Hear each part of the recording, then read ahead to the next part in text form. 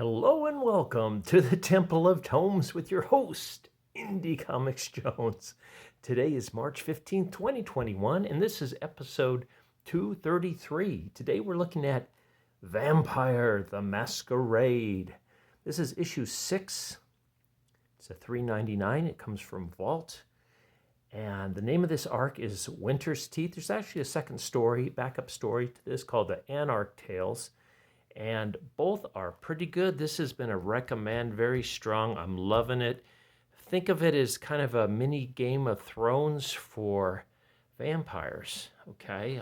The first couple of issues, I had to look up some words I wasn't familiar with. I didn't really realize there was such an intense caste system within the vampire community, and so I had to kind of get up to speed on that, but I have been enjoying this. The main arc here is written by Tim Seeley. It's drawn by Dev Malya Pramanik.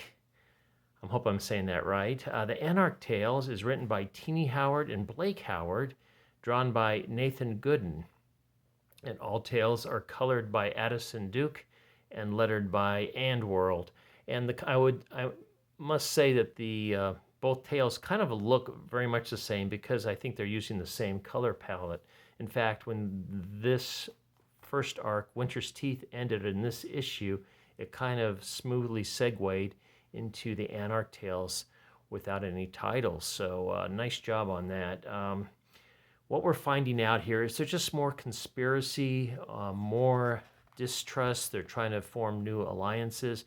Calder, who they thought was behind it, and is potentially the next prince of Minneapolis and St. Paul, has asked I think her name is Cecily Bain to help him out. But in the meantime, and that's by leaving her liege, the Allie, behind. Now, Allie has got a suspicious background, and Cecilia, I'm going to just call her Cecilia, is very suspicious of her, and she seems to know something else is going on. She's putting pieces together, and she is kind of a detective in this. She's an enforcer, so she searches out bad vampires that have gone off the farm, so to speak, and takes them down. But in this case, there's been a lot of upheaval since the assassination of the last prince, Samantha. So we've got this talking, this kind of negotiating between Calder. He's kind of the blood magic guy, but now he's going to be the prince, and he's worried about what the council's going to say when they come in and question him for his inauguration, I guess, as the new prince. Like I said, Alejandra's going to stay behind, and she's going to go off on her own. So she walks to one of her favorite clubs from the past 35 years to get her next meal. And she goes in and she thinks about how it's changed over the years, and has a flashback to her father, who was run over by a tractor and can't really take care of the farm any longer. So her uncle stepped in and took it over.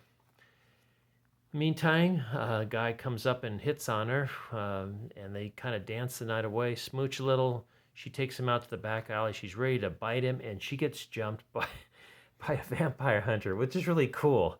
So there's a nice little fight ensues here. She's able to get the upper hand, and she starts questioning the vampire hunter about some things. This is where she finds out about this weapon that Allie has in this photo.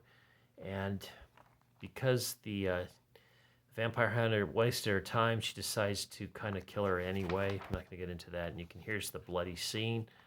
Then she wanders off, goes back to her own apartment, listens to music, and dances on the room just like she did when she was a kid with her sister, as she's reminiscing back during those times.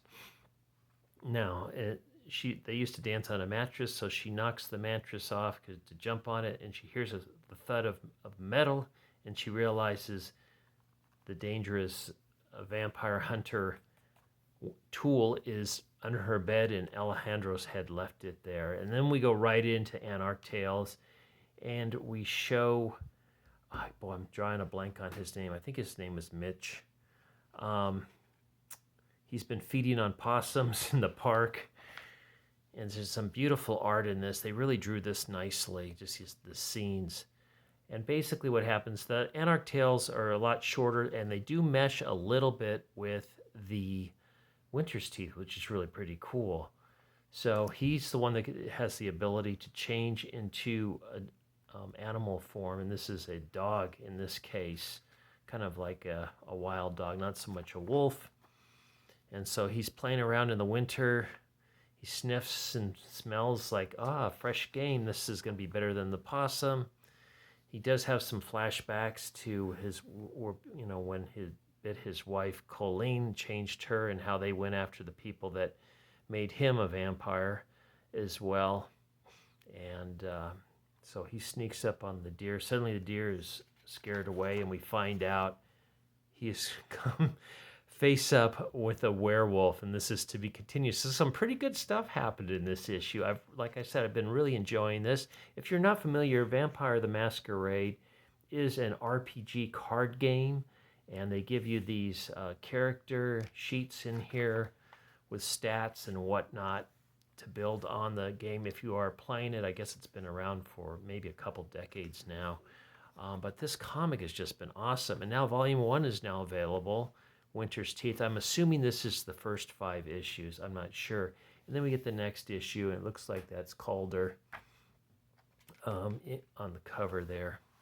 So, and then you get the little blurb about what's going on. After learning a disturbing fact about her fake child, that would be Allie,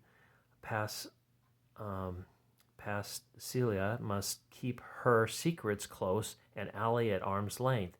She searches the streets of the Twin Cities for answer. A terrifying possibility surfaces. Perhaps Allie has learned the ways of the kindred better than Cecilia herself. So, nice job, Tim.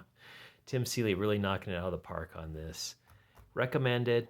Thanks for stopping by and listening to my review. As always, please please subscribe. I'm at 99 subscribers. So if you subscribe today, you may be the 100th subscriber to my channel, and I've got more than 200 videos out there, so it's been a long time in coming just to get to 100, but I understand.